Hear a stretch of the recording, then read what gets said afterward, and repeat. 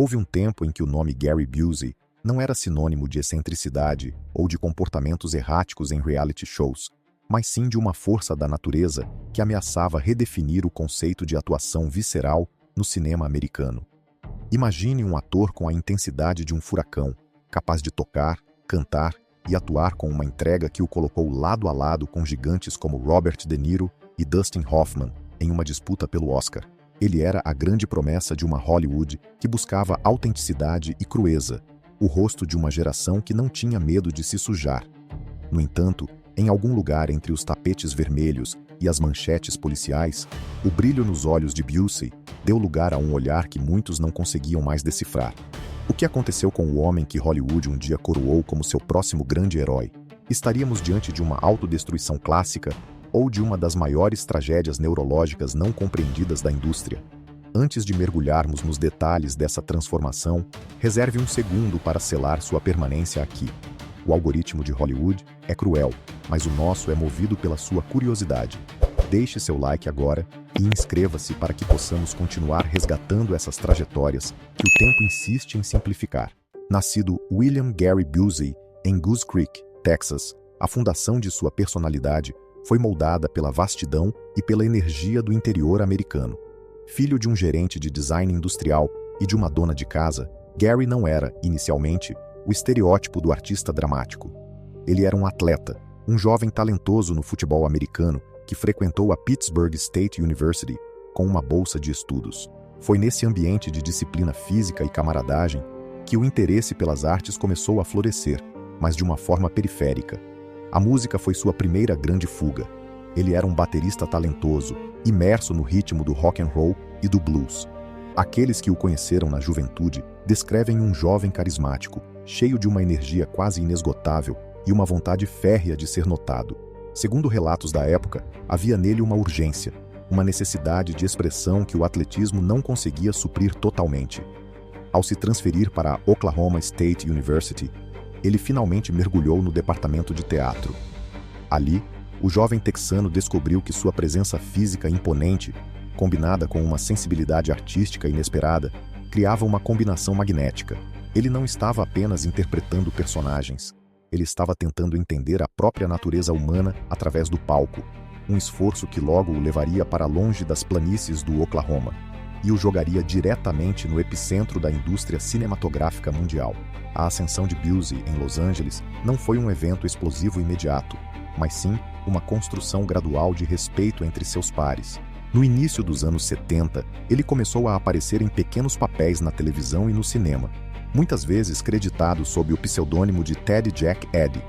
Foi sua colaboração com Jeff Bridges em filmes como Thunderbolt and Lightfoot que começou a chamar a atenção dos diretores de elenco.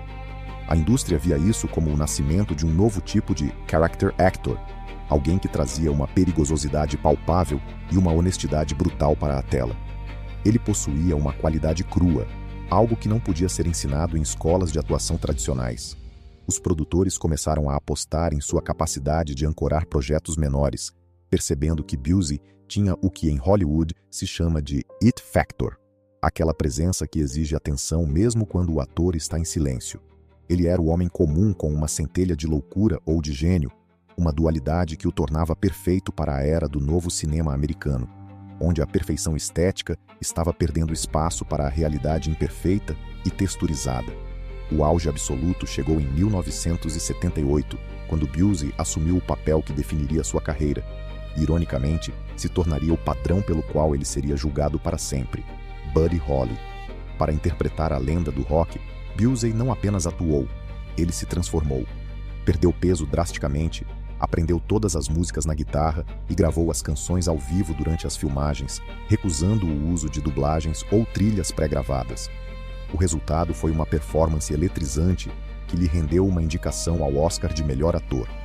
Naquela noite de 1979, ele estava no topo do mundo, cercado pelo prestígio e pela admiração de uma indústria que o via como o sucessor natural dos grandes nomes do método. Ele tinha dinheiro, influência e o respeito da crítica. Era um período de excessos, sim, mas também de uma produtividade artística fenomenal. O contraste entre o Gary Busey indicado ao Oscar, refinado em sua arte e preciso em sua execução, e o homem que o mundo conheceria décadas depois, é uma das imagens mais melancólicas da história de Hollywood. Naquele momento, ele tinha o mundo aos seus pés, e o futuro parecia não ter limites. No entanto, o ponto de ruptura não foi uma decisão consciente, mas um evento traumático que mudaria a trajetória de sua vida para sempre. Em 4 de dezembro de 1988, Gary Busey sofreu um acidente de motocicleta gravíssimo. Ele não estava usando capacete. O impacto resultou em uma fratura craniana severa e danos cerebrais que os médicos, na época, temiam serem fatais. Ele sobreviveu, mas o homem que emergiu do hospital não era exatamente o mesmo que havia entrado. Segundo relatos médicos e de pessoas próximas, o acidente causou danos ao lobo frontal, a área do cérebro responsável pelo controle de impulsos e pelo comportamento social. O que antes era interpretado como uma intensidade artística vibrante, começou a se manifestar como uma impulsividade descontrolada e uma falta de filtro que a indústria não estava preparada para gerenciar. A percepção da indústria começou a mudar. Gary não era mais apenas um ator difícil ou intenso. Ele estava se tornando imprevisível de uma forma que gerava desconforto nos sets de filmagem. As pressões de Hollywood, somadas a uma recuperação neurológica complexa, criaram um ambiente onde a linha entre o gênio e a instabilidade se tornou perigosamente tênue. A queda não foi um cancelamento súbito, mas uma erosão progressiva de sua reputação profissional. Nos anos 90, embora ainda conseguisse papéis em grandes produções como Máquina Mortífera e A Força em Alerta, o tom de sua carreira havia mudado. Ele passou de protagonista aclamado a vilão recorrente ou coadjuvante excêntrico. O silêncio progressivo dos grandes estúdios em relação a papéis de prestígio foi substituído por cochichos nos bastidores sobre sua conduta. Em 1995, uma overdose de cocaína quase o vitimou, agravando ainda mais a visão que o mercado tinha dele. A indústria via isso como uma confirmação de que Busey era um risco alto demais para qualquer investimento sério.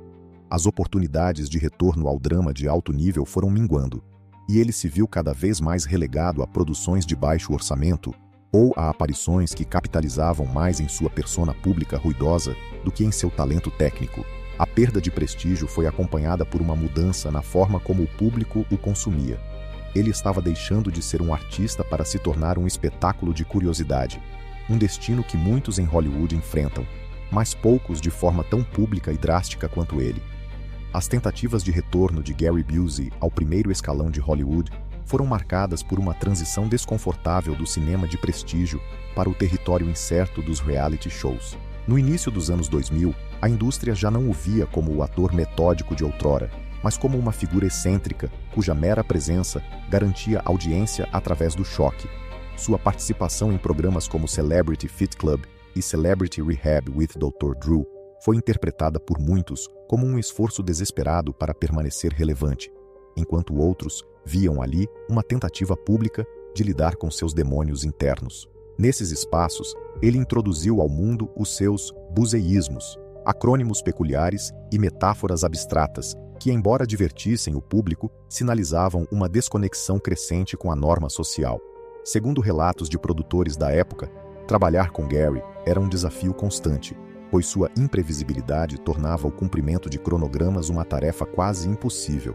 O retorno que ele buscava nunca se concretizou nos termos dramáticos que seu talento inicial prometia. Em vez disso, ele foi reembalado como um personagem de si mesmo, um ícone cult de uma cultura que valoriza o bizarro em detrimento da técnica artística. A vida pessoal de Busey e a mudança em suas prioridades revelam um homem tentando encontrar ordem em um mundo que ele percebe de forma fragmentada.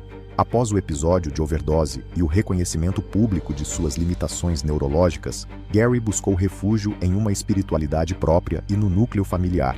Ele se tornou pai novamente em uma etapa tardia da vida, algo que, segundo pessoas próximas, trouxe um novo senso de propósito e uma tentativa de ancorar sua energia outrora caótica. No entanto, a saúde continuou sendo um campo de batalha silencioso. As sequelas do acidente de 1988 nunca desapareceram totalmente. Elas apenas se integraram à sua personalidade de forma permanente. Ele passou a dedicar tempo a palestras e aparições onde tentava transmitir mensagens de motivação, ainda que envoltas em sua linguagem metafórica particular. Essa fase foi marcada por um afastamento consciente das grandes pressões de Los Angeles, optando por uma existência que, embora ainda pública, era movida por uma lógica interna que poucos fora de seu círculo íntimo conseguiam compreender plenamente. Uma releitura crítica da trajetória de Gary Busey levanta questões desconfortáveis sobre como a mídia e a indústria do entretenimento lidam com a vulnerabilidade neurológica. Por décadas, o comportamento de Busey foi tratado como material para tabloides e programas de comédia, ignorando-se o fato de que muitas de suas atitudes eram consequências diretas de um trauma cerebral severo. Foi interpretado como excentricidade, o que, sob uma análise mais humana, poderia ser visto como uma deficiência invisível. Existe um padrão cruel em Hollywood que aplaude a intensidade até que ela se torne inconveniente e que depois a explora como espetáculo de curiosidade. Ao analisar sua queda, percebe-se que a indústria muitas vezes falha em oferecer suporte a talentos que sofrem transformações trágicas, preferindo descartá-los ou transformá-los em piadas recorrentes. O caso de Busey é um exemplo contundente de como a percepção pública pode ser moldada para ignorar a dor crônica e o dano físico em favor de uma narrativa de entretenimento superficial e, por vezes, exploratória. Atualmente, Gary Busey vive em uma zona cinzenta entre a nostalgia e a marginalidade cultural. Ele é visto com frequência em convenções de fãs, onde autografa fotos de seus dias de glória em Máquina Mortífera ou The Buddy Holly Story, mantendo uma conexão direta com um público que ainda o admira por seu trabalho histórico. Fora dos holofotes das grandes produções, ele se mantém através de plataformas de interação direta, como o Cameo, e pequenas participações em projetos independentes que buscam seu nome para conferir um ar de imprevisibilidade à obra.